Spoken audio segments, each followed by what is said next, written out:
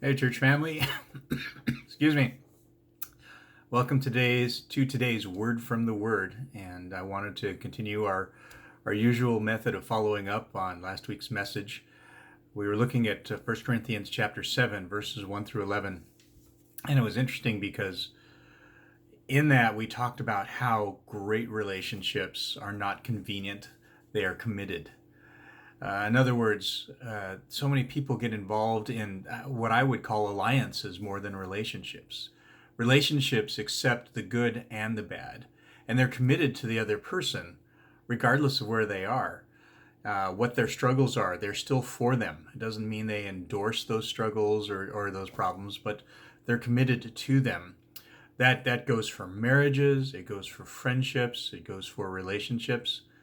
And while there are times when it's important to hold healthy biblical boundaries, it doesn't mean you're not for the other person. You can be for somebody and still be in a place where you're called to say, we need to have a little space because you need to be safe and I need to be safe. But there needs to be a number of factors in that commitment that help us to care about one another, that show that our heart's in the right place.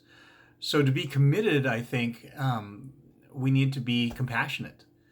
It means that I may not agree, but I know where you're coming from. I know what your struggle is, and if I don't have that compassion, if I don't feel for them, if I don't have a sense of sadness or a sense of hurting for somebody that's struggling, then I've put myself in a place of being hard-hearted and I'm not really committed to them because I'm not trying to put myself in their shoes.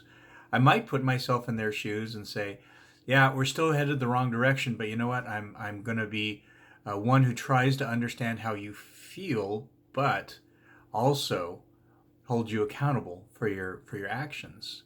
So we need to have compassion as a component of our commitment to one another. We also need to have communication. We talked on Sunday about the idea that too many people don't talk about their problems. In in counseling class, there was some interesting things that the teachers taught us, and one of those was that dysfunctional families actually have rules. They're unspoken rules; they're not written down, but the rules are things that have been observed over years and years. One is we don't think about our problems.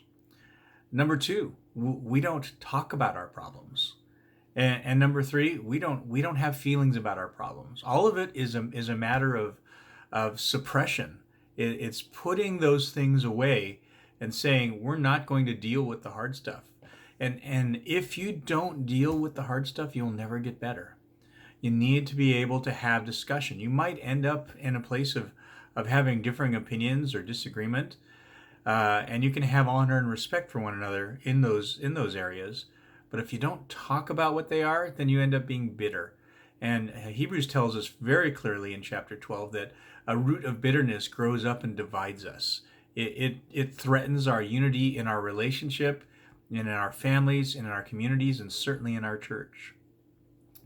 And the other thing that is a big part of commitment is the idea of connection. Connection is when we are willing to say, I'm going to be a little bit sacrificial in being connected to you. It might mean having a talk when it doesn't feel convenient, or going an extra step emotionally when you feel kind of worn out, but the other person truly needs it.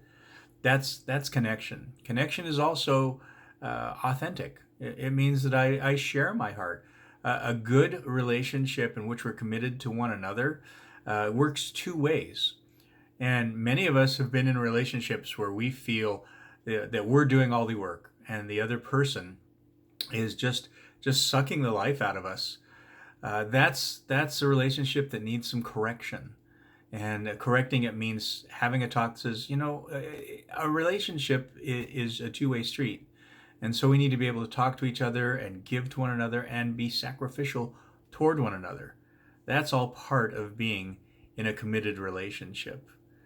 And at the base of this all, of course, as always, is that it needs to be Christ-centered.